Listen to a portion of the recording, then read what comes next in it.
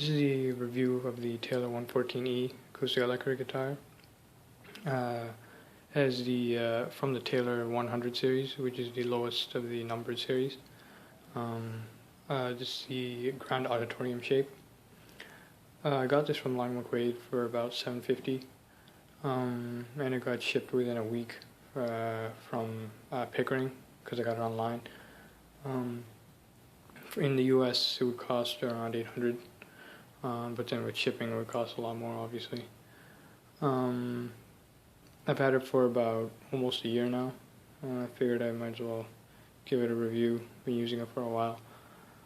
This is the carrying case that it came in, which is it's shipped in within the carrying case, so it's not like separate or anything, which I think is how most guitars are when you buy them online are shipped as. It's a pretty simple design. It has two straps holding handles if you're holding it sideways, and then on the back has two straps and a handle.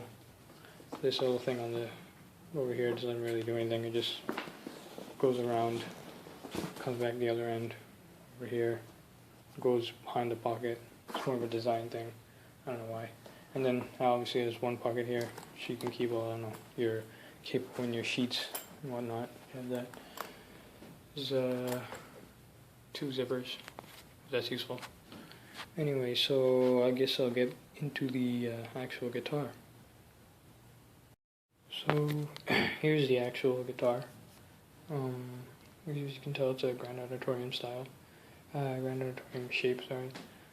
It's similar to the Dreadnought and Grand Concert, and Grand Symphony. As well, it's a mix of both.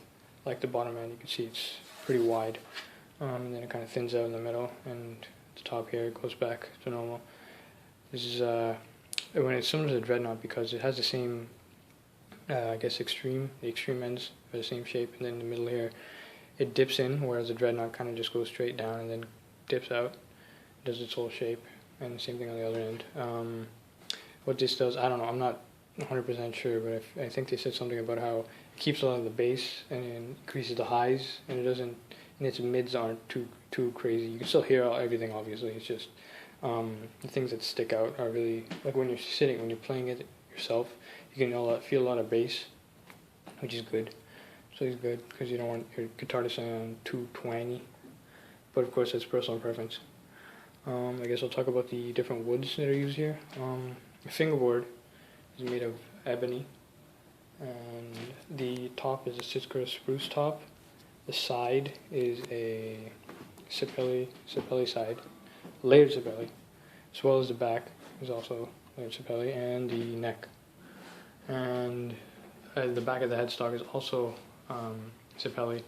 The overlay, I don't know if you can tell, there's a little layer on top, so that overlay is actually an Indian rosewood, which is interesting. Well, usually a lot of lower end guitars, they just go with like one wood for everything to do with the headstock and the neck and the back and the sides. But they decided to do their own little signature thing. And they also have, there's a truss rod cover here, sorry, which is plastic, which I guess is okay for the lower end, but I think the higher end ones have like colored, it's colored, like matched colored, because like the the overlay is kind of a really darkish brown, and then the plastic cover is black, which is kind of weird. Anyway, the nut is, it's a bone nut, which isn't too surprising, and a tusk saddle, which is cool. What else? Oh, the strings. So these come pre-installed with the Elixir Nano Web coated strings. I think there are 13s on here. Yeah, 13s or 12s. I'll put an annotation or put a caption saying what it actually is. And these are really bright when you first play them. I think because I went from a really cheap guitar to like this. My first guitar was an Epiphone DR100. Which is like the cheapest thing I can get at Long McQuaid as for a new one. And after that I got a Yamaha FX310 as a used acoustic-electric, and that was like, it was probably broken when I bought it, and it didn't break when I sold it, but it was about to. But then I moved on to this because I was getting kind of tired of cheap stuff, so I decided to get something higher end. Not a higher end, but comparatively. I know guitars can go for a lot of money if you're really invested. But yeah.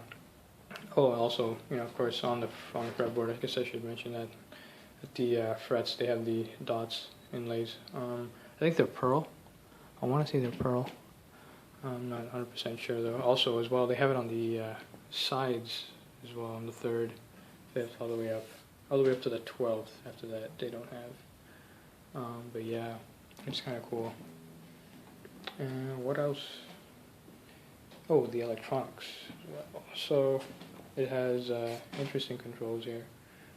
A better angle there. So yeah, so 1, 3, 1, 2, 3. It's really simple controls. Nothing like a lot of different Acoustic-electrics now. They have a little box that kind of just sits on the side or sits over here, so you can see it.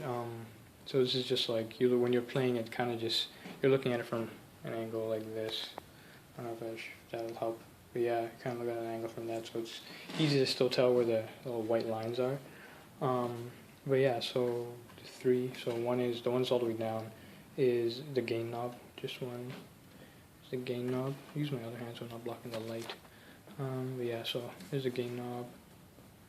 So this one, I know this is a gain knob because it doesn't have a click or anything. It just keeps going up or down, all the way down. This one is the high end, and there's a click right in the middle. So this is like no lower, so you decrease the decibels of the higher frequencies. When you increase the decibels, increase the volume of that, increase those frequencies. This is for the low end, the one all the way on the left. So this is lower. Sorry, the video kind of crapped out on me, but back to what I was talking about, the electronics here. So yeah, I was talking about which way this was going, so kind of trying to do a view from how someone would hold it. I'm going to turn the camera, so over here, I'm going to be facing towards you, or facing away from you, a little white line there, a little white line. That's the one I'm tweaking now is the low end. Like I said, the middle one's the high end, and the rightmost is the gain. Of course, you probably wouldn't even have to go maybe higher than that much for using. Well, I can't really say what that would be because it's all up to your sound guy or whoever's doing your audio stuff. One thing I didn't talk about was the other end of the electronics, which is the where your patch cable, the 1/4 inch cable goes. So it's in the bottom here, and that hole, the top hole near the top there, which is also acts as the latch for your guitar strap. And also this is the bottom end where the 9-volt battery goes.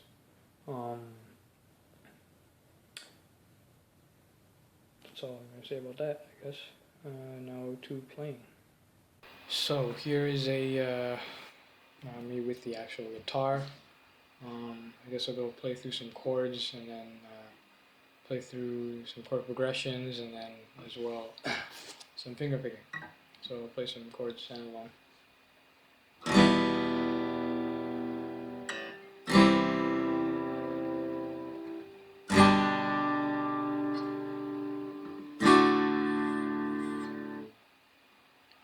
So I guess that's that, and some same chords as a chord progression now.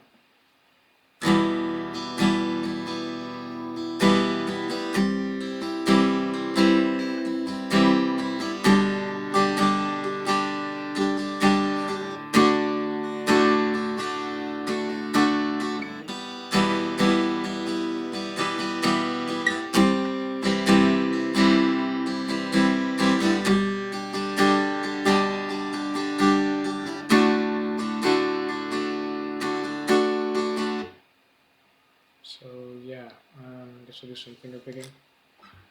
Kind of go through part of a song that I know. Some of my friends know this one. Here we go.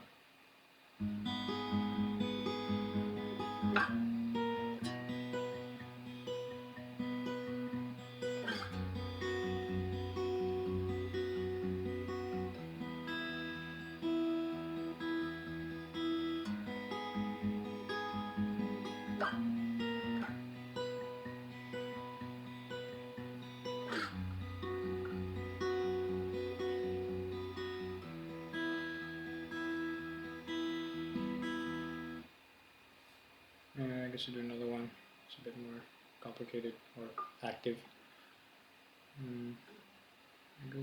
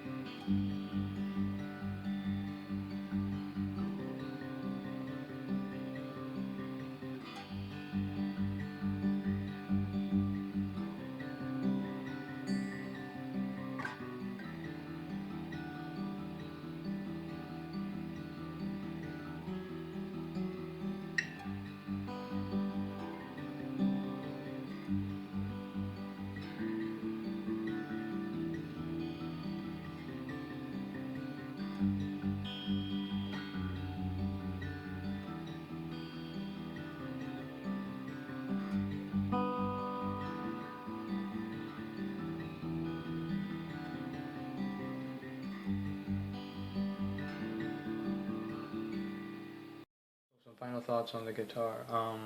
Great workmanship, built great. That neck is really solid. It doesn't feel like it's bending anytime soon. It stays in tune as well. I guess that's part of how well it's built.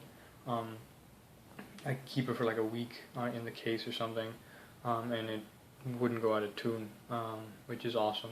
So I wouldn't have to worry about bringing my tuner out for everything. And what else? Oh yeah, feels great to play. When you're holding it and when you're strumming it and playing through some things, you know, I'm like reluctant to play just because I don't feel like at the time, but I feel like, you know, I haven't played in a while. Should probably just, you know, keep my chops up, whatnot, and I pick it up and I get so into it right away, which is awesome, you know, because when you pick up a guitar, when you pick up a guitar, you feel like you really want to play it with any instrument, really. I mean, it's $750, which isn't, you know, pocket change or anything, but I mean, if you're serious about learning an instrument, or not learning, but playing an instrument as well as learning, price probably doesn't matter to you. Obviously, you can get cheaper guitars for if you just want to learn, if you want to start as a beginner. But I figured, like, I went through 2 guitars, like I said, and I was getting tired of the cheap stuff, so I said I'm just going to get one guitar that'll last me as long as possible, because now all that it's going to, like, the only thing that's going to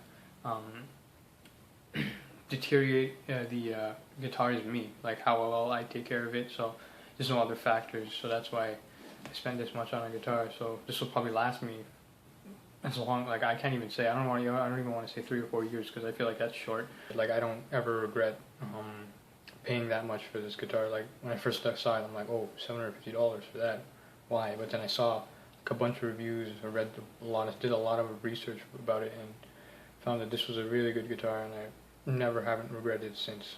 Great workmanship, stays in tune, awesome to play, great value. So that was the review on the Taylor 114E acoustic electric guitar. Thanks for watching. If you liked the video, like it. If you want to subscribe, go ahead. I have things planned. So thanks.